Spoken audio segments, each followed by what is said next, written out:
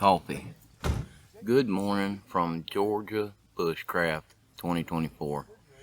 We got set up late last night, and thank goodness our buddy Bodier and Matt came down and helped us set up last night. So it's a little bit drizzly this morning, really foggy, but I think it's going to be a good time. Let's get it.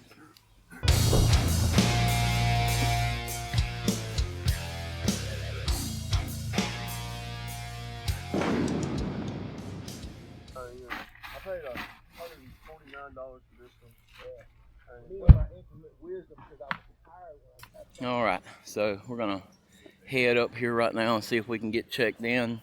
Sarah's getting her stuff together for today, and so we're gonna wander around real quick and see if we can see anybody and get checked in and start getting ready for today. It's gonna be fun.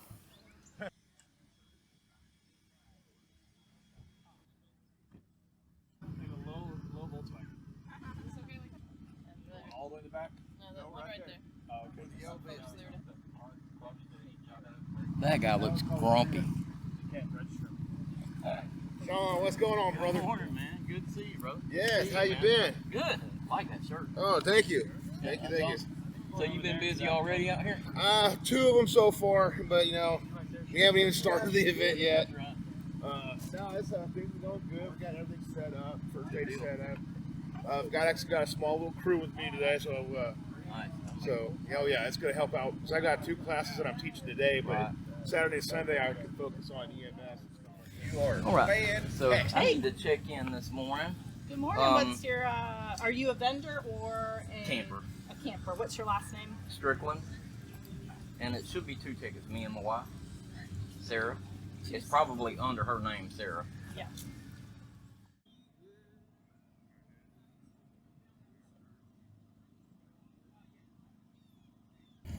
All right, we are all checked in, and while Sarah's getting dressed, I'm gonna just wander around here and see who's out and available this morning.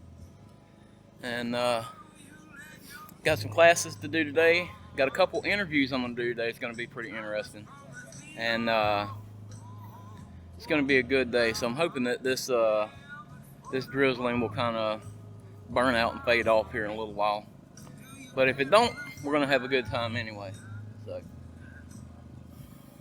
come up on the first aid tent here. So Grumpy does the first aid and that sort of stuff around here, and great guy. So if you haven't, go check out his YouTube channel, Grumpy Bushcraft, and he's definitely a wealth of knowledge. Great guy too, just a great guy. So go check out his stuff, and tell him Sean sent you. Just comment on there and say Sean sent me. So, this is a little campsite back there. Very cool. Who else we gonna find? Oh, so look over here. They got the food set up. They're gonna be looks like they got some cauldrons set up over there to do a witch's brew. Now I don't know what they're gonna be cooking. I know they've got some boiled peanuts going. So might get some of those in a little while too.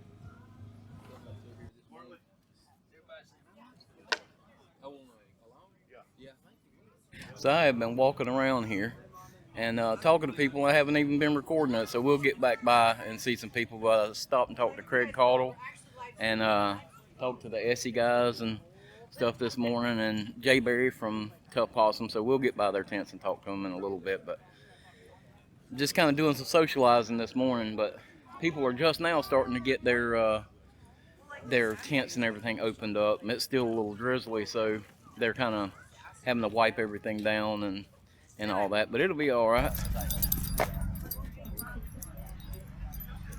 We are back walking around. Sarah's with me now, and the vendors have finally started opening their tents up and stuff, so we're going to walk around here and see who we can run into, and who knows, we might end up picking something up. I've got a class at 11, so I can't wander around too much, having to kind of watch the clock.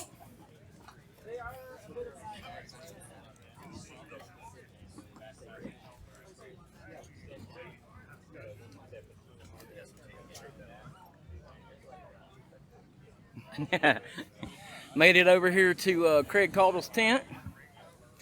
If you guys didn't watch last year's Georgia Bushcraft trip, I got a clip in there of Craig teaching the what was it, the wilderness navigation class or something last year? I think it was natural navigation. Yeah. And great class. So You come to classes this year? Yep. Yeah. Okay. Cool. And but yeah, Craig's a great guy. He's got some awesome books and stuff over here at his tent. And I think we're going to pick up something for the kids for Wild Camp. So I think that's going to be good. that's going to be a lot of fun. But what all you guys got going on over here? So we've got one of my books, the kids book that you were just mentioning, Right. and then the Ultimate Wilderness Gear book. This is the one that was just on Art of Manliness when I interviewed with them. Right. The Nav book, and then the latest book is the Traditional Bushcraft. These are the knives that I have designed with LT Wright knives. Right. Store. You'll see them throughout this book. That's the most recent book. These courses have, these books have courses that go along with them. So you have an online course that you can study with us, and you can go to our website, naturalines.org, and get into any of those. And then we've got the Spark, which I designed too. That thing is really cool. Yeah. So you get Boreal divot, ferro rod scraper, flint and steel. You use it as a knife, all that kind of good stuff. Looks like it would do a good job of feather sticking as small. It does, you can choke up on it. Yep. It's got a chisel point on it, so it works well for that. Very cool, man. Yeah, man. We got a little bit of everything in here. Plus Awesome. our hoodies and our t-shirts and all that kind of stuff. Well, I definitely am going to get me a t-shirt before I leave. Okay. And one of these days, I'm going to get over to your place and take a class with you. Bring it on, man. It's on my list of things that kind of bucket list things. Yeah, bring it on, man. All right, brother. We'll see you around. We'll see you.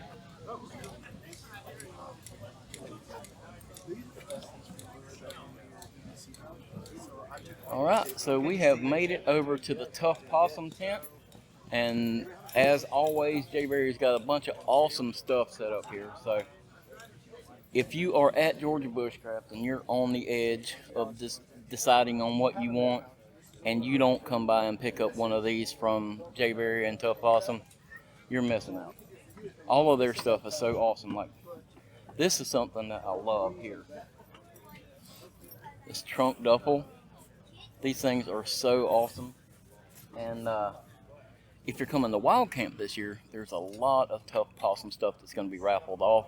And Jay Berry and the family are so awesome. They sent us a ton of stuff. So hope to see you guys there. And Jay Berry is really busy, so I won't bother him right now. But I have already talked to him, but we'll swing back by in a little while and see if we can get a little conversation going. I'm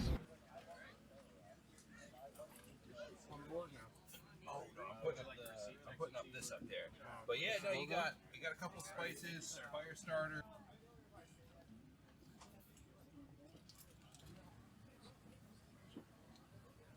If you want more attention, you just keep winding it. Yep. You know, and these traps in survival situations. Well, no, you got to watch. If you want the trigger set lightly for small fish, sometimes you just got to play. But I mean, you can, if it's big fish, you can go up there. Oh yeah. You know, but then you wind it more. Right. You know what I'm saying? Because then there's more tension when it Absolutely. goes.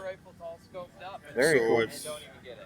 They work every time. There's different ways of making them, but they're pretty simple and they're well worth the effort because you don't have to babysit your lines to set hooks. You just set a bunch of them along the lake or river or wherever, right? Fairly simple.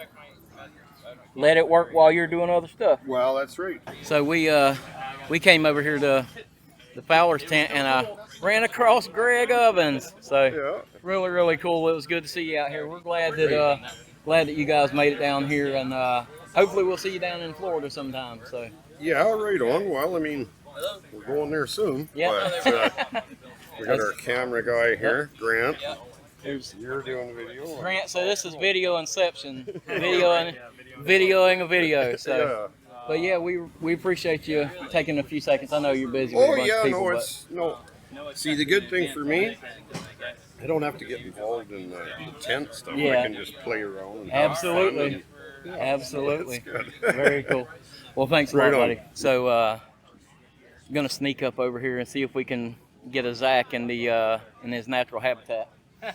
But no, we actually bought one of your slingshots here, and I was wondering if you would have the time to sign this for my brother-in-law Aaron, and shout him out. His name's Aaron Barton, and if you wouldn't mind signing that for him, I think he would really enjoy that.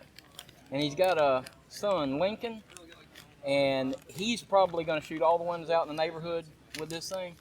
So I may end up being in trouble soon. So all right, hey Aaron, Lincoln.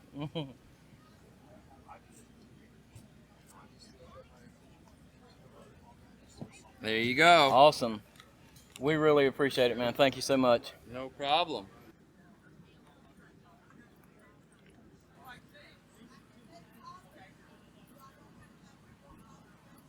All right, so it's time for a wardrobe change. That long sleeve shirt has gotten old. We're headed up here now for our class with the bearded Burton, and should be pretty good. Let's go check it out. So I'm expecting a pretty big class. I'm going to try to talk as loud as I can. At any moment, interrupt me and say, hey, I can't hear you. Or also, questions. If you have a question, feel free to stop me. Yes, sir. Yes, this is the core tip control class. And on the schedule it says till 11:45. If you're cool with it, I'd like that little bit of 15 minutes. I originally turned it in till 12. I'm not good with the computer stuff like that, so we're sitting the forms. But I'm gonna try to get through it. But my name is Jonathan Burton. All on social media, all the internet stuff. I go by the bearded Burton. And I've been teaching and instructing wilderness skills in some form or fashion for about the last decade. I'm out of Texas, and I have a passion to travel and experience as many different environments and ecosystems as possible. I'm not a fan of being an instructor in one area, and you have to come to me, and we do it in I want to go to tropical, I want to go to cold, I want to go to desert. Because the chances of something happening to you and a bad situation happening, it's probably going to be somewhere that you've never been before. Or, all of us can walk out of our back door and kind of have an idea of where a grocery store is or where we can get help if something happens. So this class is the core temperature control class. And on the surface, that is a very simplistic thing that a lot of us have gotten lulled into. But my idea on this is it's a much deeper subject matter when you start to break it down in the lens that I look at it through. So what I want to do is establish a few things to get kind of a grasp as to where this class will go, and then we'll get into the meat and potatoes of it. So I like to start this off with, what is survival? Survival is never going to be one thing that happens and now you're in a survival situation. It is always going to be a compounding instances that have staircased into the situation happening. So the biggest one is you went somewhere and you didn't tell somebody where you were going. Then you walked a little too far off trail in a place that you weren't familiar with. And then you got excited exploring an area and you slipped and you hurt your ankle. Those three things have now compounded into a situation that you're like, man, I don't know if I can climb back up to where I was, or I don't know if I can remember where I came from. And that immediate situation you found yourself in is usually that breaking point. Now, statistically, the odds of this happening to you are very low. All of these skills that I've learned and gotten dirty and cut myself and suffered through, I never want anyone I'm teaching to use them. Me defining what survival is, in essence, the struggle for existence is a basic definition of it. But I want to look at what the Air Force Dictionary says. So, the primitive act or state of continuing to live, especially by the preservation of one's life against any immediate peril, which could be drowning, starvation, dehydration, oxygen deficit, heat, cold, low atmospheric assured bacteria or radioactivity. That's a lot of crazy stuff, all right? But I think it's important because it shows you the wide array of things that could happen. Another definition is the discipline that a person must observe in order to protect or to give himself or herself a good chance to protect their life against such peril. So one of my mentors, Mr. Dave Holliday, has a really basic, bare bones definition. He says, in order to survive, you need to be able to make a cup of tea and take a nap.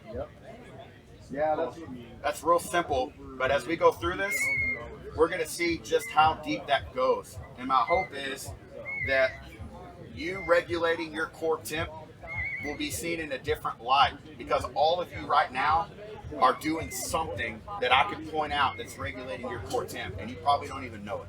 And then Mr. Morris Kahansky has a definition that there's two objectives for survival. Can you make yourself comfortable enough to sleep at least 8 hours of a day by dressing adequately, using a warming fire, and building a suitable shelter? And two, can you obtain enough water to meet your body's needs? So this is the first spot that we're going to park at for a little bit. He says, dress adequately, using a warming fire, we're going to put that to the side for a second, and building a suitable shelter. My idea of a shelter that all of us should be, we do it, whether you know it or not, is your clothing. The second you leave the house, you have some form of shelter on you. Whether you did a good job and wearing your shelter or you didn't, that's up to you. But I can suggest things, but this is a shelter, and from a basic, bare, primitive needs, we don't have fur. We have to create a microclimate to either warm us or cool us. Obtaining enough water to meet your body's needs. We all know, look what he's doing right now. This humidity, we're gonna get into this too, but there's a lot of things that he's drinking liquid too, and it's probably hot liquid, or it could be cold liquid, but still he's hydrating himself. She's hydrating. There's a lot of things that we do, and it's just an innate, instinctual thing that either someone taught us along the way or we just know it. No one ever taught me as a kid to cuddle up in a blanket when I was cold. I just did it.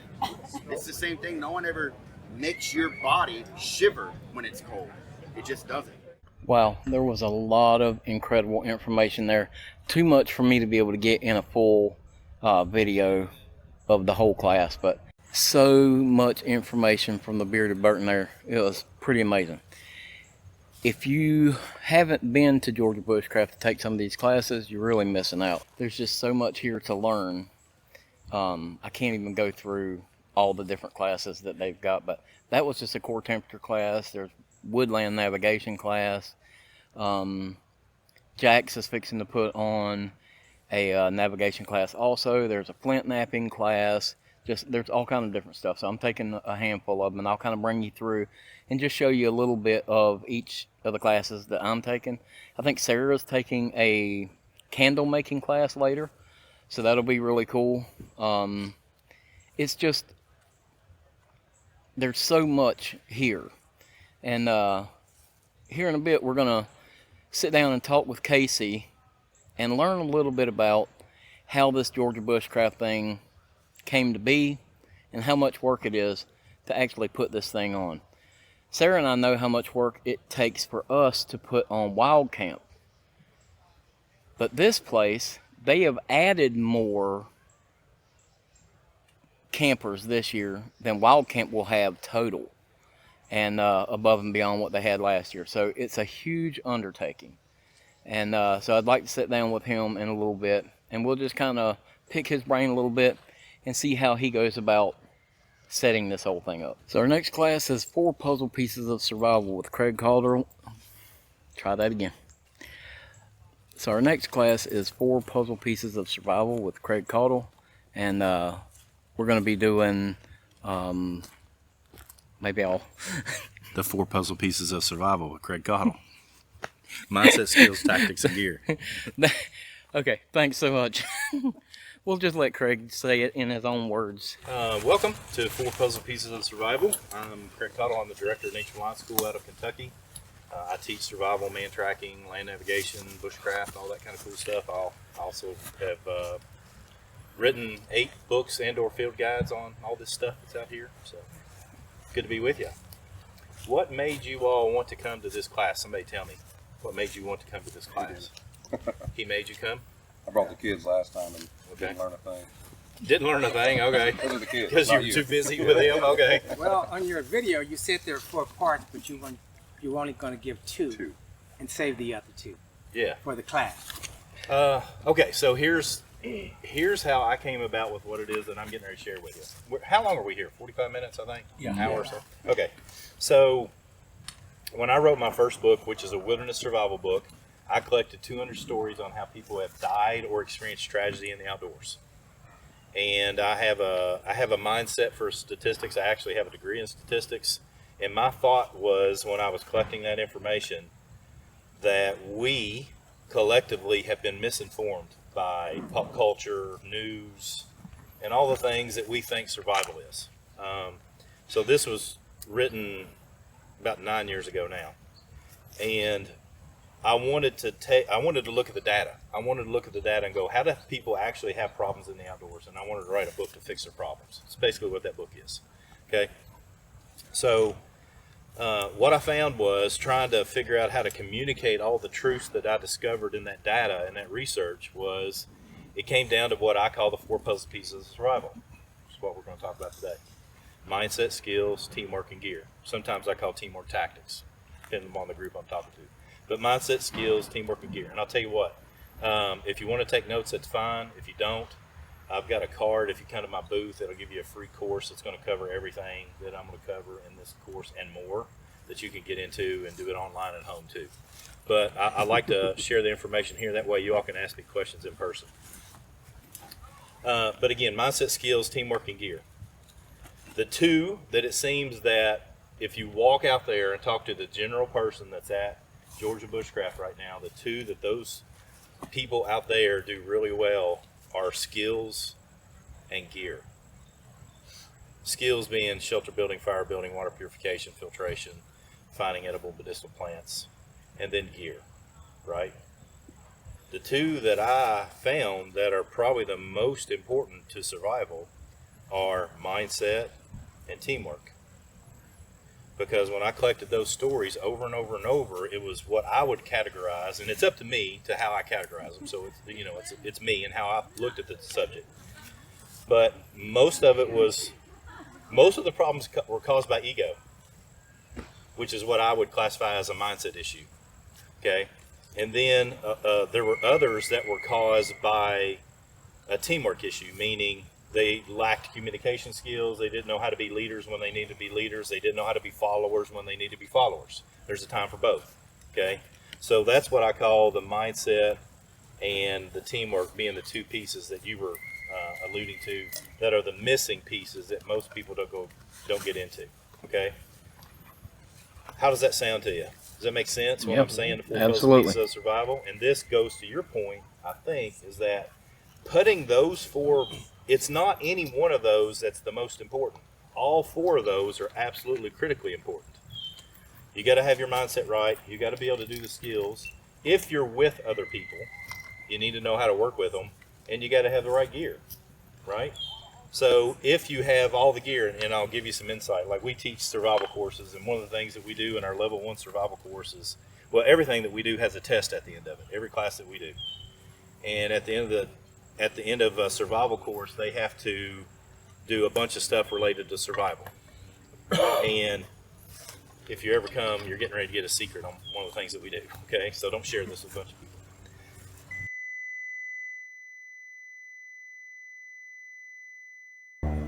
You can have all the best gear in the world, but if you don't know how to have a bulletproof your mind, embrace what I call embrace the suck, learn how to be comfortable in uncomfortable situations, that's all mindset. If you don't know how to do that, you can have all the gear in the world and you're going to fail. Okay, you can have 0 gear and have the best mindset in the world and good skills, and you'll be fine. I mean, you know these people, right? These people that have walked out in the woods with very little gear or no gear, and they've done okay. Man, I love learning stuff from Craig Cottle. One day, I'm going to be working with that guy in some way, I'm telling you. Such a wealth of knowledge. Awesome guy. Now, we're gonna head off, and I think we're gonna do some flint napping. That'll be fun. The hardest part about teaching this class is regulating the tempers in the pots while talking to y'all. So feel free to take a look at the thermometer here, and if it starts saying that it's in like the 180s or the 160s, that's kind of like outside of my preferred range. And feel free to stir this pot once in a while, right? Like if you think about the ecology of a lake, you have two completely different temperature zones. And we have a situation here where the bottom is super hot in these double boilers. I'm never putting wax directly on a flame. I'm always using water to double boil that. And I'm stirring, for me, like just as a practice, about every 3 dips. But as long as you just do it every now and again. There are never any hard numbers in candle making. People, every single class, I get asked how many dips does it take to make my candle? And the answer is, well, how big do you want your candle to be? What's the current temperature around you? What's the current temperature of the wax? Because all of these things, I mean, it's almost like an equation of physics, right? And thermodynamics. So there is no answer on how many licks it takes to get to the bottom of this Tootsie Pop, which is not comforting for people, so I'm sorry about that. But it's however many dips you want is the answer. So I have 4/0 square braided wick. My ideal company that I order from is Man Lake. M-A-N-N Lake. They're getting bigger and bigger by the year. They used to be based in Pennsylvania, and now I guess they're kind of like my recent order shipped from California. So, but they are my preference to the other big American company, which is going to be called Better Bee. Yeah, so if you want a recommendation, that's mine. Square braided wicks. The size of a wick is related to the diameter of your candle. So an inch or less of a candle is going to do a 4/0 wick. 2 inches, I'm going to use a 2/0 wick. They're kind of like gauges where the smaller number actually means like a, wait, I'm sorry, am I going? It's the reverse, right? 2 is a smaller number, but it's a bigger wick. 4, larger number, smaller wick. And then I put my wick under this molten wax, and I see little air bubbles coming up. I'm intentionally going to leave a middle section naked, wax-free, because otherwise it gets kind of dirty and it's a little harder to manipulate as we go through the dipping process. What's really important, it's not important right now, but down the line I'm going to have 2 centers of gravity that I'm playing with, right? And my goal is to not have them knock into each other. If your 2 candles knock into each other when they're molten, you get this really big scar. Sometimes you can't even get them back apart if you don't react quick enough. So a lot of times I see people trying to dip with one hand, which seems super efficient, but once your candles are of a certain size, they will knock and lock. Part of the game with candle making becomes like knowing like, that's warm enough to dip, right? There's an inner calibration that, you know, it doesn't matter the number of the temperature, because 75 degrees to my hand might not feel like 75 degrees to your hand. So it's just something that each person needs to learn through the process. That wax, that's that nice warm that will lead to a good smooth dip. But yeah, come grab some wick. Let's start dipping. So that's a little close. Unprimed wick will burn. It's just, first of all, it's unprofessional and it's not very efficient, in my opinion. So I guess I have strong opinions about that. There's not a lot of ways to do candles wrong, but I will say I would never buy a candle that did not have a primed wick. And the difference between primed and unprimed, you see how there's a little bit of wax. It just makes it easier as we're moving through the process, and your fingers won't get super sticky. So when I'm bending candles, I'm using as much. Really? So Sarah did the candle making class over here with JT Stokes, and it was really, really cool. It was a beeswax candle and everything. But when she got done, she actually sculpted a little bee and added it to the candle. Check this thing out. Yeah. Left with my husband. So I bought 2 bushels of coal. She might have a bruise, a little mark or something. So we have made our way over here to the Crystal Creek gear booth, and they have some really cool stuff. So walked up here just a second ago, and originally you guys just had, what, the 2 kits? We had the Go Reel just in 2 different colors. We Right. had the Go Reel Pocket, First Aid, Go Aid, and the Go Shot. Right. But then this year we've expanded it to different disciplines inside of fishing. Okay. So now we have the go reel. They're all go reels, but we have the river, lake, pond, and surf. All the different disciplines of fishing that you have out there. And so now they're color coded. So you're like, well, I'm going to the river today. I'm going to go to the lake today. Yep. You just pull it out of your bag and you know what you're doing. Very cool, man. So they can find you on Instagram, Facebook, crystalcreekgear.com. We're just about everywhere. Awesome. And these are all 3D printed in Brevard, North Carolina. Very, very cool. Well, thanks a lot, man. Thank y'all. Yeah.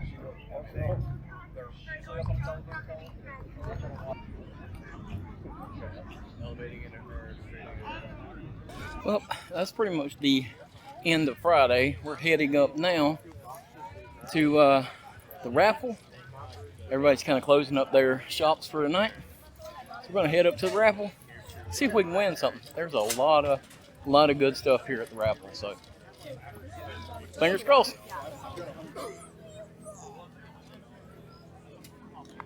Hey there.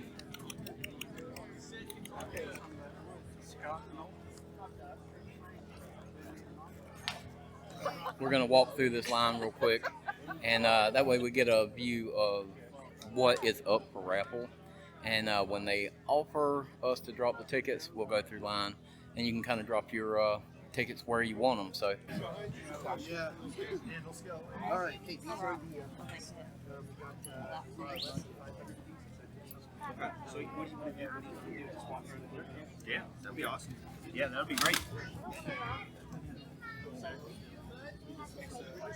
These are really nice. All right. Send me that. Watch your eyes. I am trying to aim for them. Oh, this is way too fun. Eyes open. I don't want to hit somebody. This is probably really unsafe. Hey! Yo, that's my daughter. Sorry, hey, be careful. Lots of cool stuff tonight at the raffle. We're going to drop some tickets and see what we can hopefully win. There's a lot of people here. I've heard, and I don't know that this is a fact, but I've heard that there's over 2,000 people this weekend, so I don't know how they keep all that straight.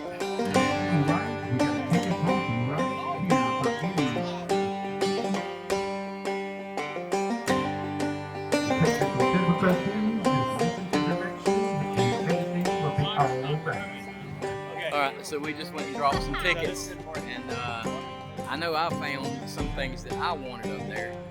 You found some things that you wanted up there?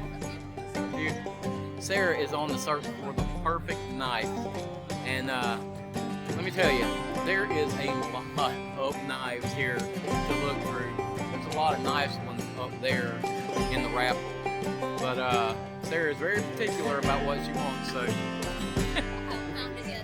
hasn't found it yet, but we may end up having to do a custom knife in this scenario. But who knows? Might win something up there anyway.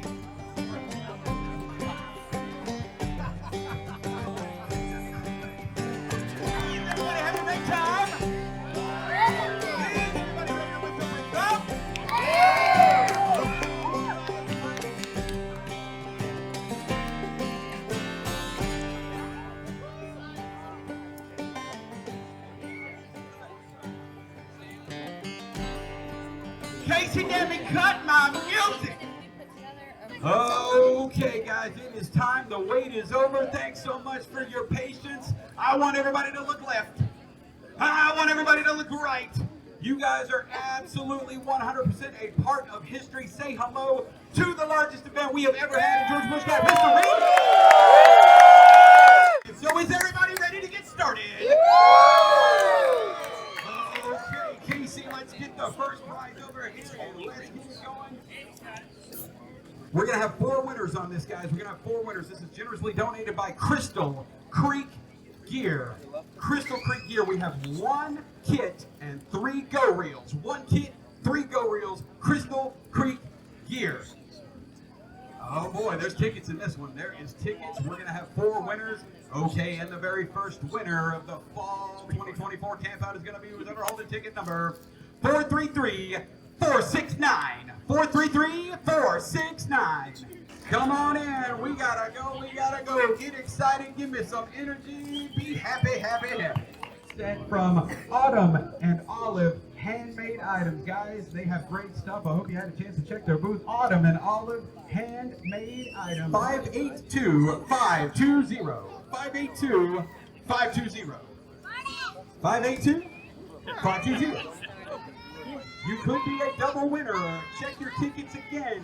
So I used to always laugh because as soon as somebody doesn't call out that they won, people immediately start calling, burn it, burn the tickets. These kids are ruthless. They are wanting to burn tickets so bad. It's hilarious. Got a ticket. Check these tickets. It's going to be 582-486. 582-486. Not this time.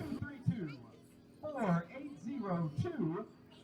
Well, that was a big goose egg on the raffle tonight, but there's still tomorrow night. We still got more tickets available, so still a great time. I think we are going to head back to our camp, make us some dinner because we haven't had anything yet, and call it a night. We'll see you guys in the morning.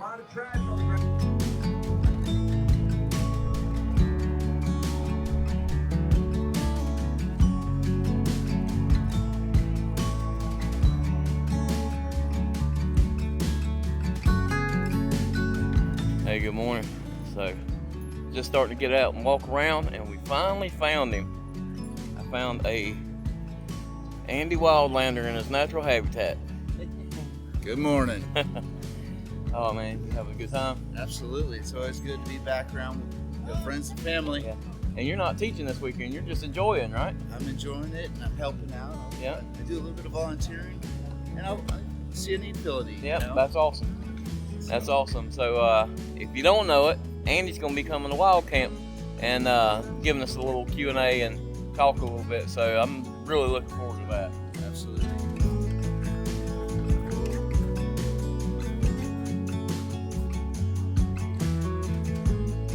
Good, how are you?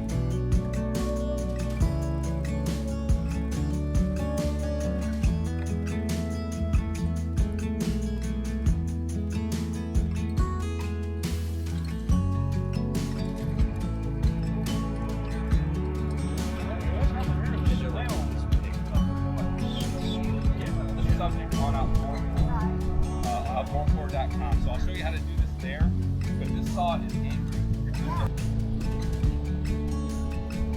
Alright, so everybody's out and about again this morning now, and it's a little damp, a little dewy, a little foggy this morning, but everybody's out and about and shopping and attending classes and stuff. We're headed up to do a couple classes at the Fuel to Fires tent.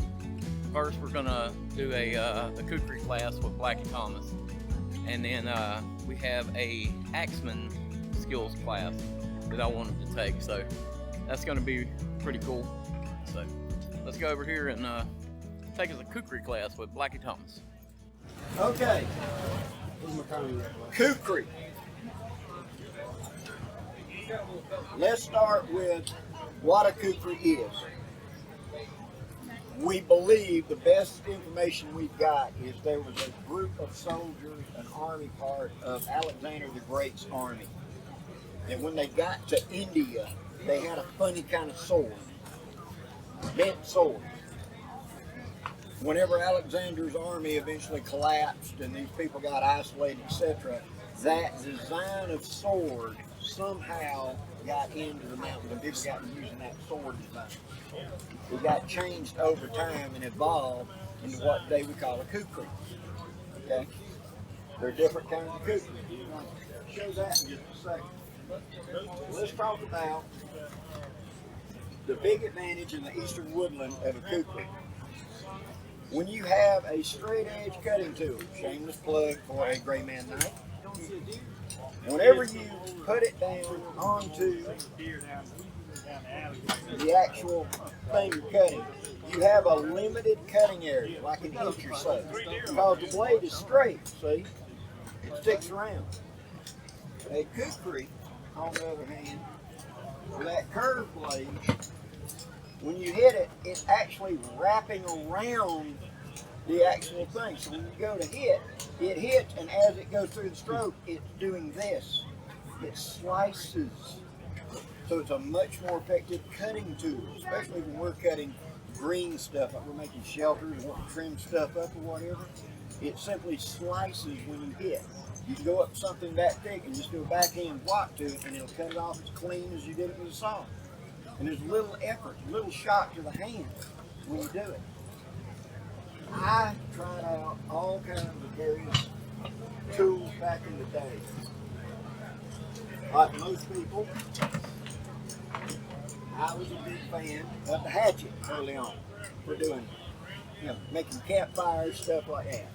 It's a very effective tool, but it's also kind of heavy, a little bit awkward, and it has only a limited, like 3 or 4 inch cutting head on it, right? That's it. Can you dig with it? Not real well. You can kind of beat a hole in the ground.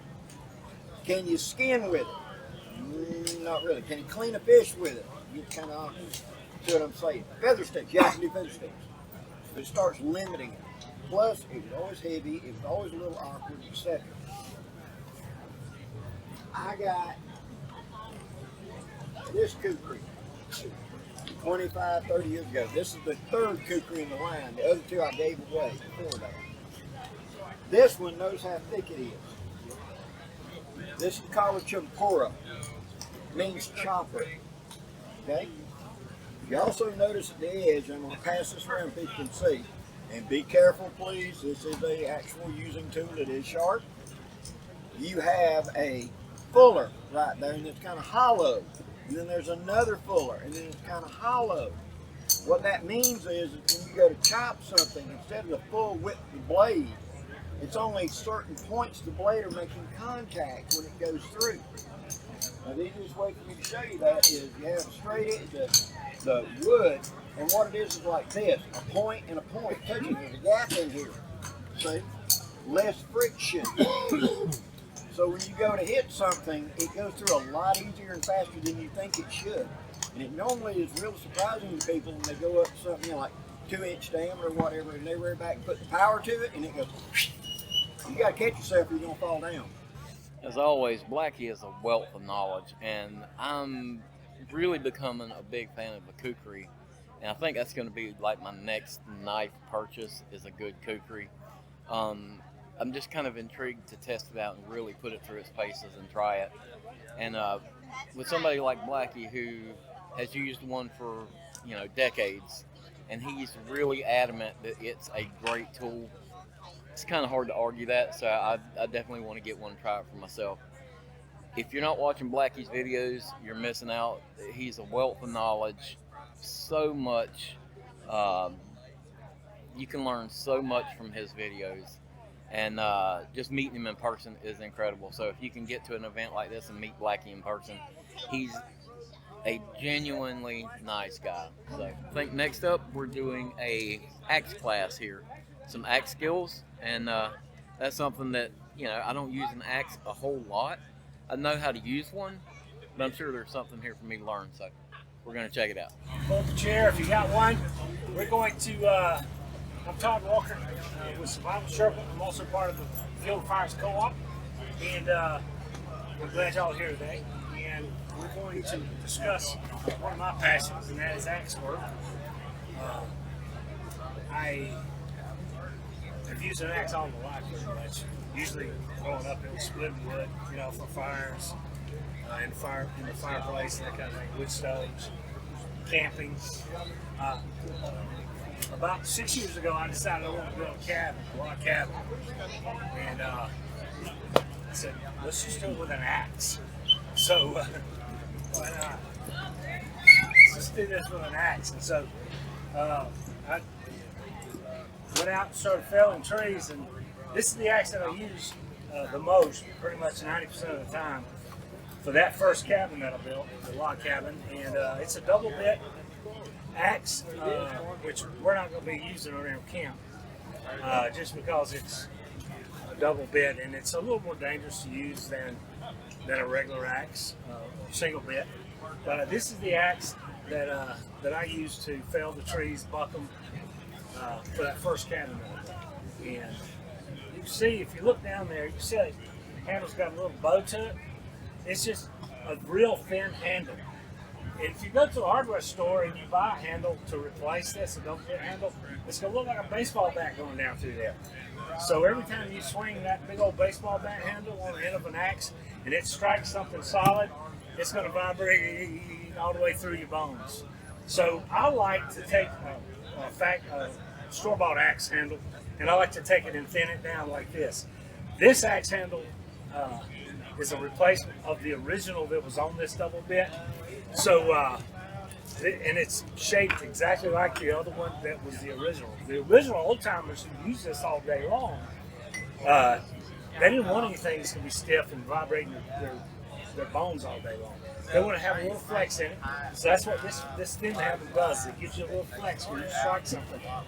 And if you're not mishitting, you're not going to break this handle. Okay, because it's got enough flex in it, and this hickory, it'll hold up. All right, we're not going to be using this today, but I want to show you that. That's one type of axe that, this is the kind of axe that I love to use. But it's got some unique challenges and safety concerns that I don't allow for people using them in classes. So, but it's a wonderful axe. Old steel, it's American-made steel, which you can't find any good American-made axes anymore, except for like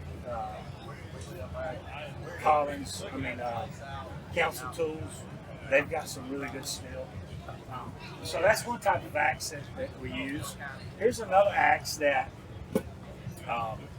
Jonathan Burton, who's right across there in the double green tent, he won this thing up here. He's from Texas. Now we got scrub oaks out there. He won this axe in the raffle probably 6-7 years ago, and he gave it to me because I cut down trees with axes, and he didn't have anything to cut down trees. I mean, much anyway. So he gave me this axe. This is a 4-pound axe, and it's not American made, but it's a good axe. It's 4 pounds. It's a lot heavier than your camping axes, that kind of thing. So the one that I'm about to show you here is what we typically use in bushcraft camping. It is a boy's axe. That's what they call it. It's a 3/4 axe. It's a 3/4 axe compared to this length, so it goes about 3/4 of the way down. That's why they call it a 3/4 axe, or a boy's axe, or a girl's axe. Anyway, this is my favorite axe.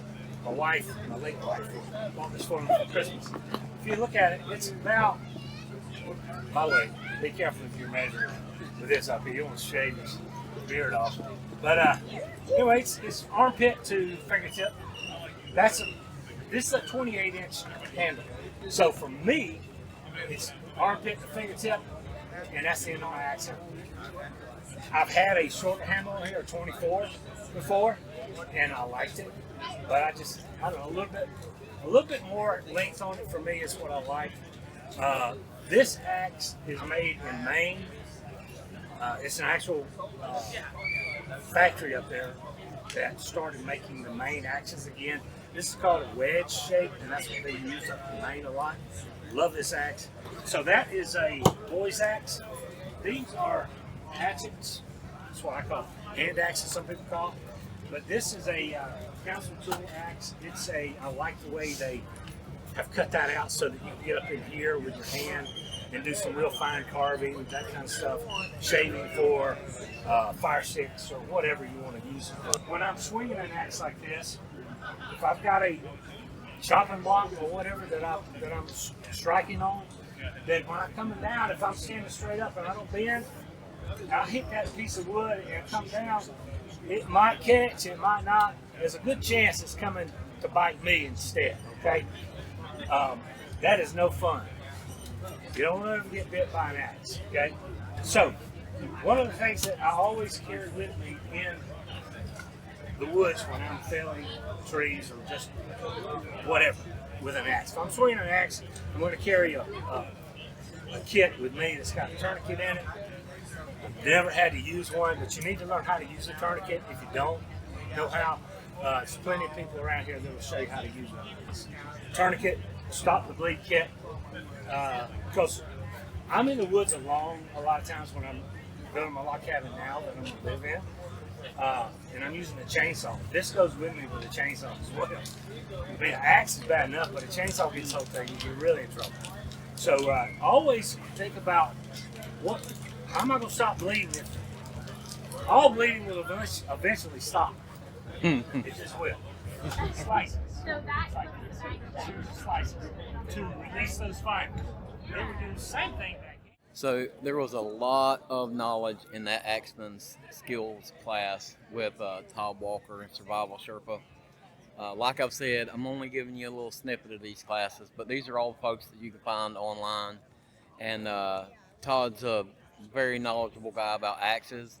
He's actually built his own log cabin with an axe, which is kind of mind-boggling. But so many good classes here. I think we're going to walk around now and look for some other people and see what we can find.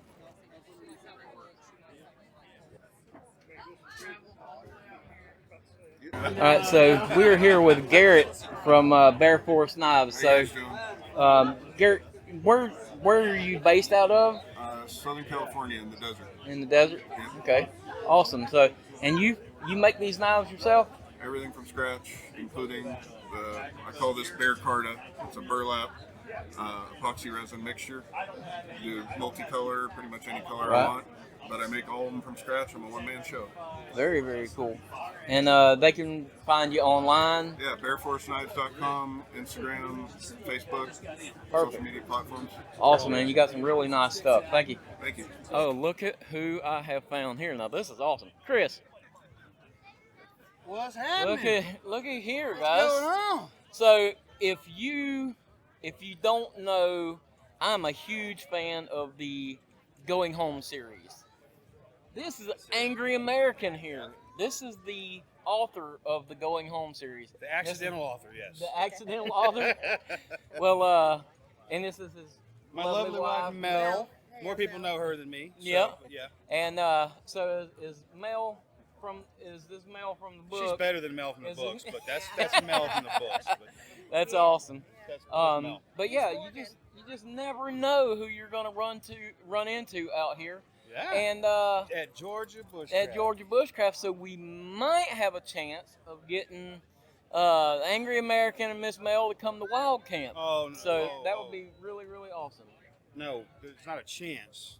We're going to come. That is so awesome. So we'll bring the Humvee out and we'll hang out. Oh man, that would be awesome. Yeah, so I appreciate you so much. Hell yeah. Thank you so much. Absolutely. So I have been walking around and just kind of picking up little things.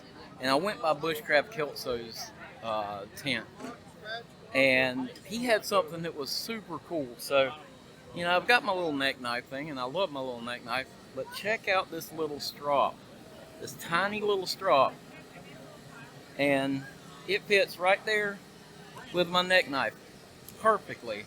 $5. Bushcraft Kelso is a maker. The guy's a tinkerer. He makes all kind of different stuff.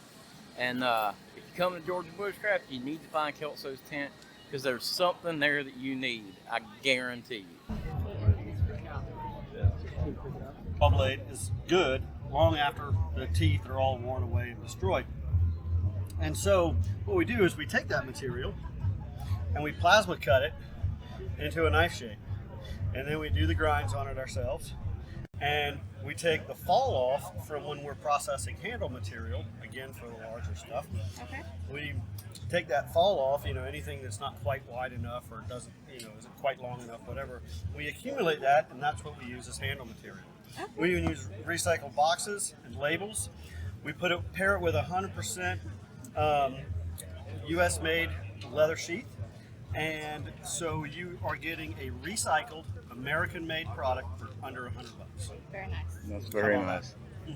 Well, and the reason why we developed this is because people would come in our store and they would look at a $300 knife and they, you know, ooh and ah over it, and then they go, "What do you got for $100?"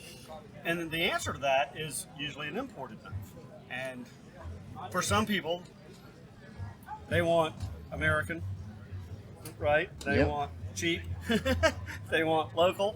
Yeah. They want all the boxes ticked. Right. It's a hard thing to do, and this was our way of doing it. And so we've designed a whole set of knives that are easy and quick to manufacture, that can utilize all of that fall-off material and put everything to good use.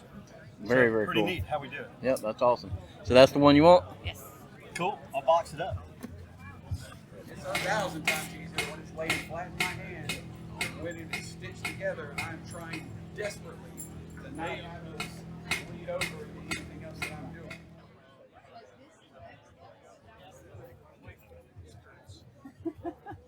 That way you can't pull them wallet out. All right, so we made it over here to Bomb-Proof Bushcraft.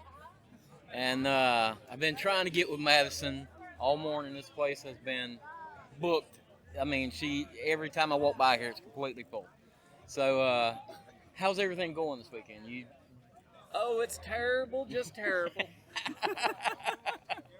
So what do you got going on here? So like a lot of this stuff, are these like sponsors and stuff that you deal with that you're selling in here, or is it just like how does your I'm just work? like a regular old retailer. Okay. I walk That's around what I was places, wondering. I see things that people are doing the right things, Right. making great products at great prices, and that's what I like to put in my booth. Very good.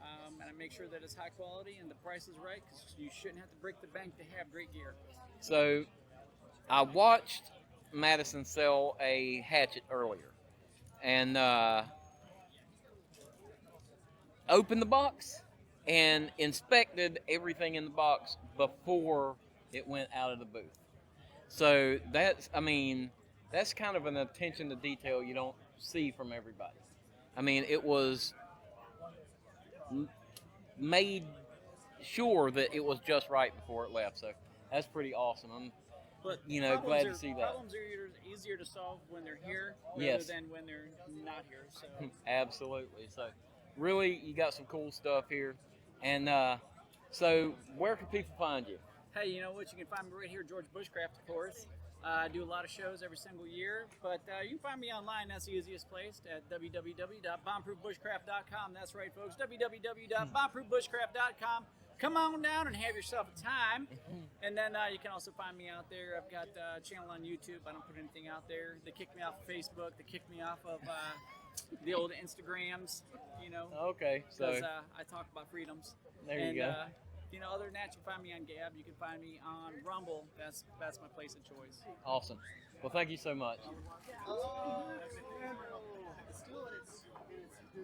So we have made it over here to the P&W Bushcraft tent, and Miss Heather's going to tell us a little bit about what they do and about the company and stuff. Hi, you guys. My name is Heather from P&W Bushcraft. We came from Washington State for the event, my husband and I, and we design, manufacture, and ship direct to consumer these amazing wax canvas goods, and we've been doing it for over 10 years. Very, very cool. Yeah, and we have lots of fun stuff. We have tools, we have trees, we have foraging pouches. This is one of our most popular items, and yeah, and we work with vintage wool, wax canvas, and vintage trim.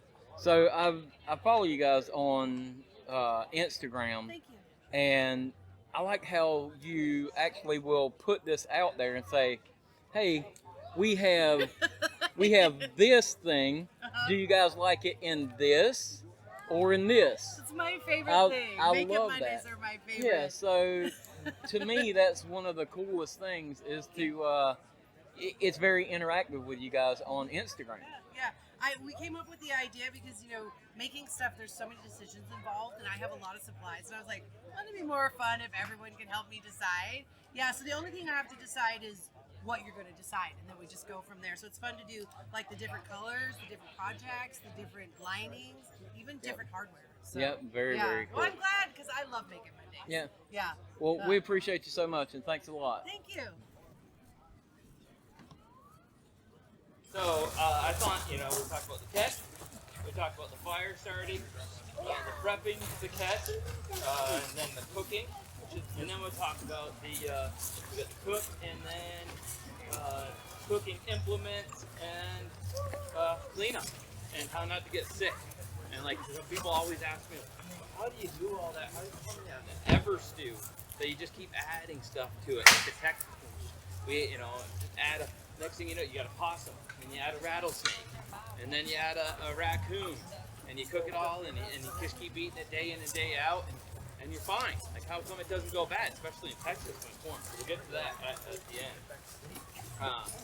So first of all, the catching.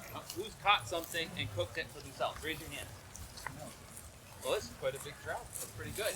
And who's a little bit afraid of catching stuff and cooking it for yourself? Little guys over here. Yeah, I hear you. Yeah, you. It's like it can be intimidating, but it's really not so bad. It's something you just got to kind of make yourself do. When it comes to it, it's surprisingly. If you're a little intimidated, start out with a fish, I would always say. And there's so many different ways to catch things. You got the birds, fowl, and a fish, and you got the furry things. And I love all three of them. I think my favorite, though, probably to date, is who can guess what my favorite catch is to eat from my videos? Dude, that's a pretty high one. I was thinking of something else. Striper's good, but not it. No, we're actually closer to it than I am at home. No. Catfish. Who said catfish? You did? All right. What'd you already buy over at my stand earlier? Gomboy, or you bought Wazoo? Did you get aces? No, here you go. There you go. So yeah, the catfish. Man, I love the catfish. They're such a meaty fish, kind of like it reminds me of the lobster and things, So anywhere you are, you can get tags and licenses for certain fish and certain things. Just the other day in Nantucket, I finally got to get on something I'd never done, the scallops. And you just got to get out there and look for it. Google it, see what somebody else has done, watch it in a YouTube video, and then figure out how can I get a license to do it. You got to be a Maine resident to get your lobster license, but down here you can get a license in Florida, and you can dive with the sharks for lobsters. The spiny lobsters. And you could dive, or you could have your wife drag you behind a boat like a fishing lure. And she thought it was fun. Like, let's go into deeper water. Like, I think they're out here, she said. She's driving the boat. I'm the one being dragged like Kevin Costner behind the boat as giant fish bait. And she goes, "Oh, there's a giant shark." And I'm like, go the other way. Man, I had to pull up like 1,000 of those before we finally found one that we had to split and stuff. But you got to go get out there and have the adventure if you're going to have a catch, right? And I would just say, don't be intimidated and get out there and try stuff. Squirrels are super good. I love squirrel hunting. The iguana was one of my other favorite catches with the slingshot shooting. And you can do a lot of these. If you've never done it before, catches, their guides are great. I use guides all the time. It's just because I come to a new place and like, how do I find the spot? Now that we've got our catch, you're gonna go and start your fire. Now, my dad always taught us when we were a kid, the higher up, the drier up. And for me, if you're watching my videos, you see I always do a lot of prep work before I get my fire going because I want to eat, especially when we're stuck moving cameras around, it takes even longer. So always do your prep work. Good wood for a fire makes a huge difference. That's going to be part of your flavor right there, is your firewood. So if you're in Texas, you got some mesquite. I don't know. I haven't had a problem with Florida woods and things like that. They taste pretty decent and stuff, but the mesquite and certain woods will taste a little bit better, especially when it comes to the smoking. And then that's when you want to be a little bit careful, like the pines, things like that. And cedar, definitely stay away from the cedar. So if you're going to be using it, you could cook something really quickly on a cedar. And the trick to stuff like that is to you get your fire going good and hot, and then once it's hot enough and it's coals, you use that heat on a pan or something else. Don't try to use it for smoking. And if you are cooking over the fire, try your hardest to never cook over open, sooty, smoky flames, because that's the worst kind of flames. You want flames that you can't even see from coals when you're cooking over an actual flaming fire, because otherwise you end up with a lot of soot and that flavor gets into your food, and it's still edible because you did it and you're going to eat and you're hungry, and you'll still enjoy it, but it's going to dampen down the flavor points for yourself. I have an old wok that I already ate all the Teflon off of it, and it's steel, and it works great now as a regular. I actually sanded most of the Teflon. Maybe. But, yeah, don't use Teflon like that. But I do have one that we got the Teflon off of, and it was just a cheap Walmart or something pan or Goodwill. But you know, you oil it and you keep it, and you don't scrub it with soap. A cast iron pan or a solid steel pan, whether it's super expensive or it's even the cheapest one. I've got a really nice one that I got for my brother for Christmas, and then I tried it out, and then I never gave it to him. You know, and it was a walk, and it was so nice, and it stays so seasoned so well because we just get it so hot, and you get that oil on, and you rub it out, and then after you've done cooking, that's the other thing. People are so afraid of cast iron pans and things like that. Who's afraid of cast iron pan? Anybody here afraid of cast iron pan? No? Good, good. You shouldn't be, because it. Yeah, and if you're not afraid because you've been using soap on it, shame on it. Shame on it. Shame. Nobody's gonna raise their hand to that one, I imagine. So I'm not even gonna try to call it out. You don't use soap. Get one of those chainmail scrubbies. You can get them on Amazon for a couple bucks, like a floppy one, or the one I like, the one with the rubber inside at home and stuff. And you just scrub that thing. Get it warm, but you have to warm it back up because you made a real mess of it. You didn't put a lot of oil in and stuff, and so you have to scrub it back out with that thing. And you scrub hard with that arm. And once it's clean and you keep using it and the oils and stuff like that, it works great. Whether it's the cheapest of cheap ones or it's a really $300 one. I still make stuff stick to sometimes to the bottom of this because I get all distracted. Making stuff for people, and then other people are talking to me, and the next thing I know, I'm like, oh, and I made you a burnt toast and eggs. Time for droppy. No more looky. Guys, you can go to both sides of the table. Both sides of the table. Both sides of the table. Both sides of the table. Let's form two lines. All right, so it's that time again. We've had a great day today. It's time for the raffle tonight. So fingers crossed. Maybe we'll win something tonight. There's some really cool stuff in the raffle, and I'm hoping to win something.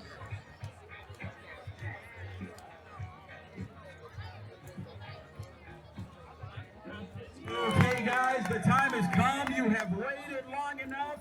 No more announcements. It's time to draw some winners, so get those tickets ready. It could be you right now. And we're going to start with Roaring Fire Gear with an amazing tool roll. Roaring Fire Gear is going to be the first prize tonight in this raffle. I'm going to draw the very first winner of our Saturday night raffle, so get ready.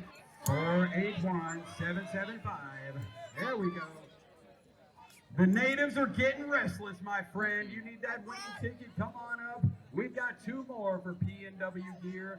Two more people are going to know the majesty that is P&W Bushcraft Gear. Well, I'm looking down from a hotel room. Not far will be coming soon. On my mind, oh hell yes. You got to put on that party dress. It was too cold to cry. When I woke up alone, I hit the last number and walked to the room.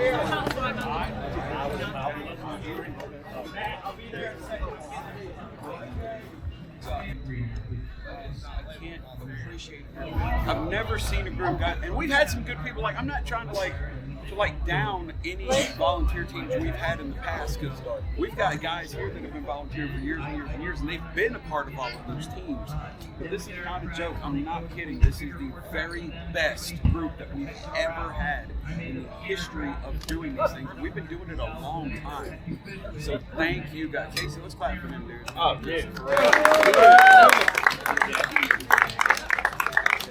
So I was able to get Casey and Matt aside for just a few minutes. I kind of want them to tell you a little bit about behind the scenes of what goes on here at Georgia Bushcraft. So an event like this takes a lot of work to put this whole thing together. So like, when do you guys start planning for next year's Georgia Bushcraft event? Monday. That's kind of what I figured you were going to say.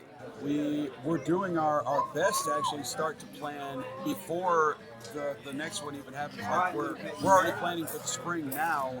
We haven't even wrapped up the fall yet. So we're trying our best to make it earlier and earlier because it makes it a heck of a lot easier to meet the needs that we have to meet before the event takes place. Right. So how did the whole Georgia Bushcraft thing come about? Like, how did this whole from the base? Where did it start at? So it started. I worked for a outdoor company in Atlanta, and we had folks that came in the store and they bought product and they wanted to come and camp and use their products. And at that time, had no kids and a lot more time, and so we planned these camping trips. And so we had hosted an event, a class here at Georgia Bushcraft in October 2021, 2011, and then the alumni from that class, we kind of started, banded together and wanted to plan a camping trip.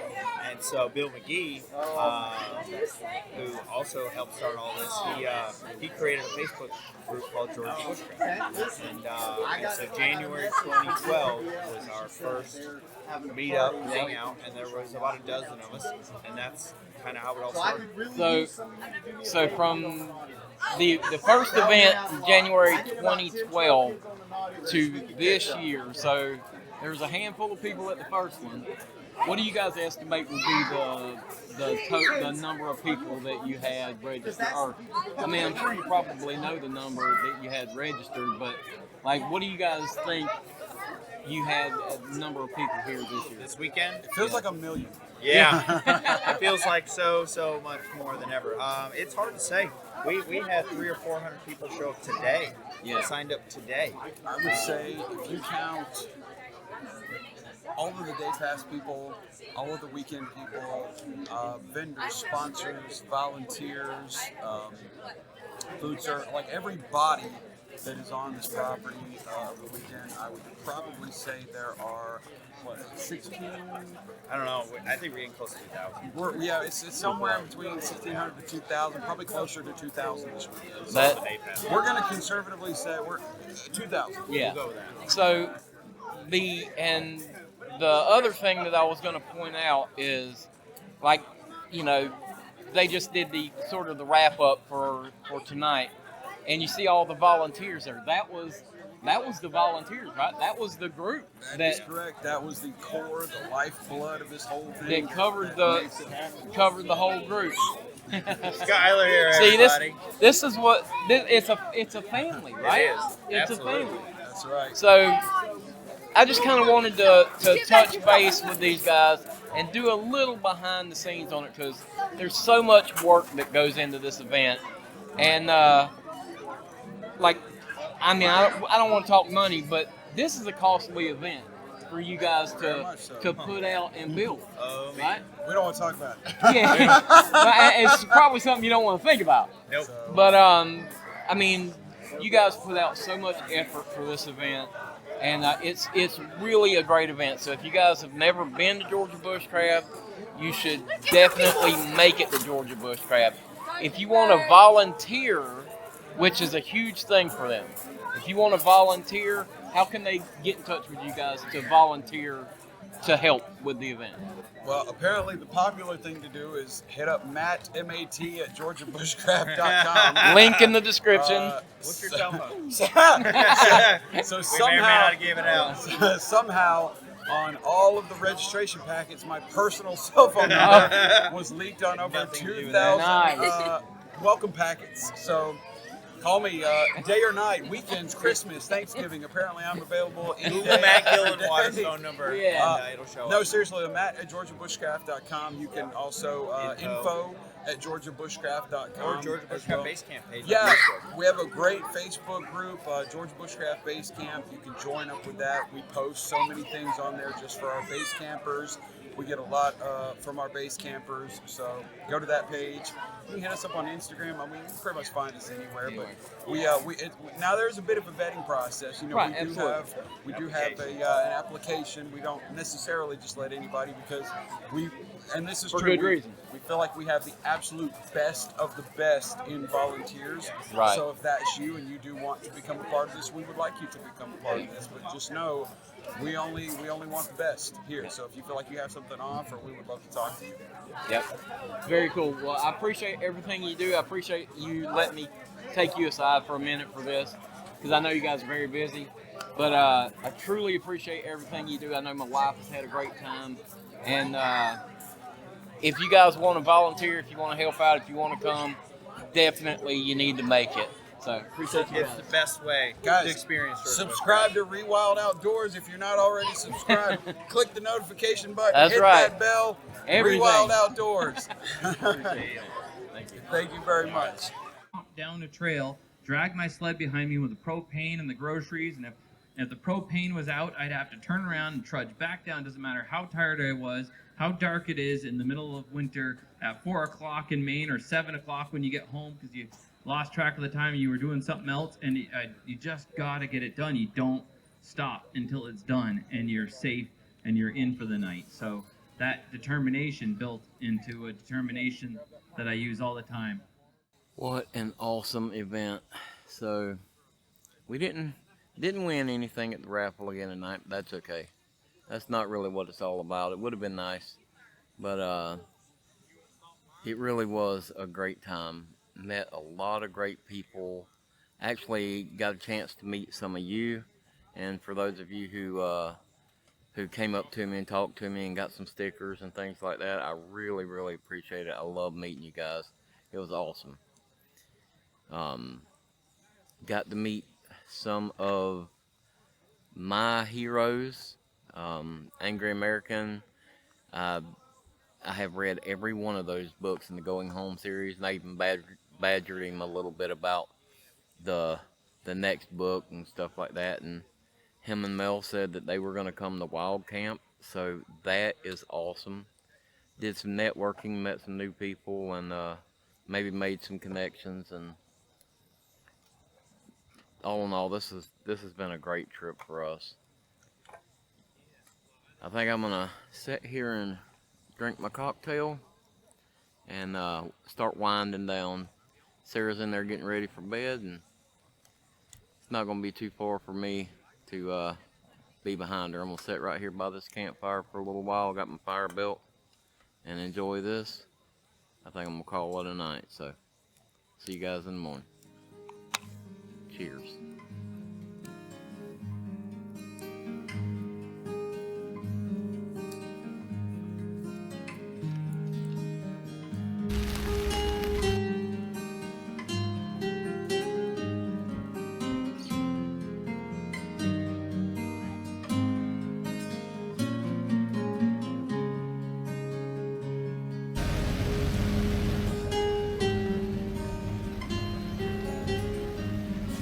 Well, good morning. It is a rainy Sunday here at Georgia Bushcraft. We stayed up a little too late last night hanging out around the fire. Met some new friends, had a great time, a lot of laughs, and this has been such an enjoyable trip. We've had such a great time, and we are sitting here this morning, and it's raining, like I said, and give you a little update on this tent. I know that I said in the video that I was afraid it was gonna pull and that it was gonna sag in the middle and all that stuff. Well, I'm happy to say that it actually doesn't pull like I thought it was going to. It will build a small puddle, and as soon as it builds up enough weight, it will run right off the side. So all in all, this thing has been great. And the nice thing too, we're in here, we're dry, we have plenty of room to spread out, and we've got our gear that we're kind of sorting and packing back up because everything gets sprawled out a little bit. But we're in here, we're dry, we have plenty of room, and so this thing has been really, really nice, and it's been very convenient to have. So I had some reservations. You guys know that, and you know how I am. But I had some reservations on this, but I gotta say, I really am. I think I'm a fan of this thing. Coffee.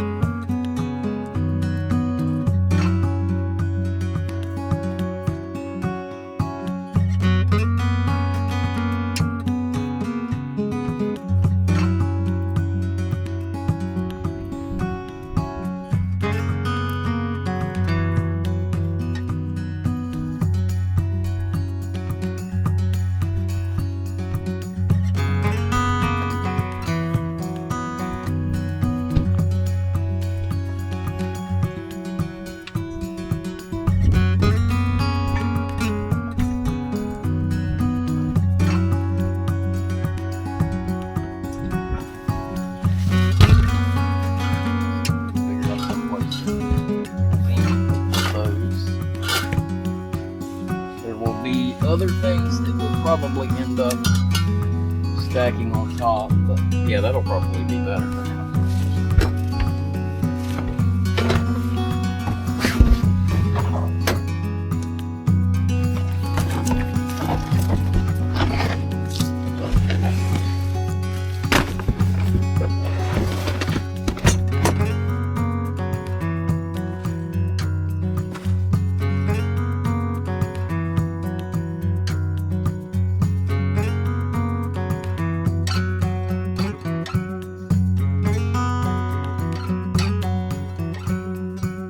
Alright guys, so that is going to wrap up Georgia Bushcraft Fall Gathering 2024. We have had a great time. I have to say that our setup, you guys know I was a little reluctant on it, but the setup really worked well. And I'll kind of do another short video on the things that I think that thing did really well. But we had a great time here. There's so many great classes. There's so many great vendors. Casey and the guys work so hard to put on such a good event, and we appreciate everything that they do. I just can't say enough good things about the Georgia Bushcraft events. They have the spring gathering, they have the fall gathering, they have the Georgia Bushcraft base camp that you can sign up for and become a member of that. You get some other little perks. It's just a great group of people, and we had a really wonderful time here. And I hope you guys will follow them on Instagram, jump on their georgiabushcraft.com and see if there's any classes you want to take.